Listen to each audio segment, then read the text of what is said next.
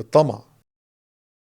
كلنا عارفين قد ايه الطمع وحش، وفعلا الطمع قل ما جمع وياما خسر ناس حاجات كتيرة قوي. على عكس الطموح شيء جميل وحميد ولازم يكون عندك طموح، لكن في شعرة صغيرة قوي بتفصل ما بين الطمع وان انت تكون طموح، لازم تاخد بالك منها. وهنروح بعيد ليه؟ في قصة عندي لواحد اسمه فؤاد عايز احكيها. فؤاد ده كان تاجر عنده محل صغير في بلد من البلاد. المحل ده كان بيكفيه وكان بيجيب له مصاريف بيته ومصاريف ولاده، لكن فؤاد كان دايما عنده مشكله كبيره جدا، انه ما كانش راضي، وكان دايما باصص انا ليه ابقى مستور بس لما انا ممكن ابقى اغنى راجل في القريه بتاعتي كلها. كان كل ما يشوف تاجر عنده فلوس اكتر منه يقول انا ليه ما ابقاش اغنى من الراجل ده ويكون عندي تجاره اكبر من تجارته. لحد ما في يوم من الايام فؤاد وهو قاعد قدام المحل بتاعه جاله راجل غريب عن القريه بتاعته، وبعدين بيقول له انا سمعت ان انت راجل طموح. قال له اه فعلا انا طموح جدا وعايز احقق حاجات كتيره قوي. قال له عندي ليك عرض انا متاكد ان انت مش هترفض. قال له ايه العرض بتاعك؟ قال له هديك ارض قدامك من الفجر لغروب الشمس، كل ما تخطي رجلك خطوه في الارض وتحدد حدودها بتاعتك. فؤاد قال له انا موافق جدا على العرض ده، طبعا نفسي يكون عندي ارض وارض كبيره كمان. قال له بس انا عندي ليك شرط. قال له ايه هو الشرط؟ قال له هترجع لنقطه البدايه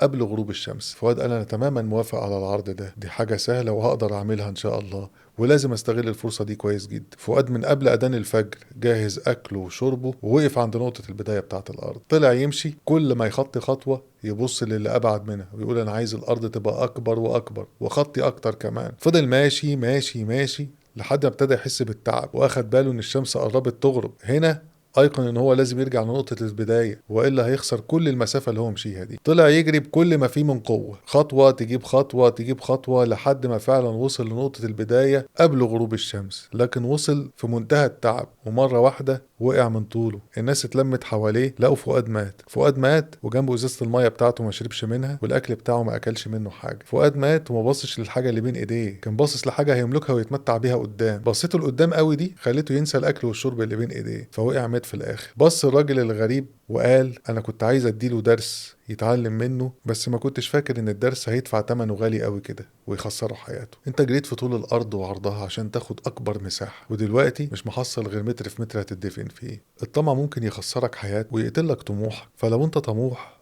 راعي قوي الحتة دي. في فرق كبير قوي بين انت تكون طماع وان انت يكون عندك طموح.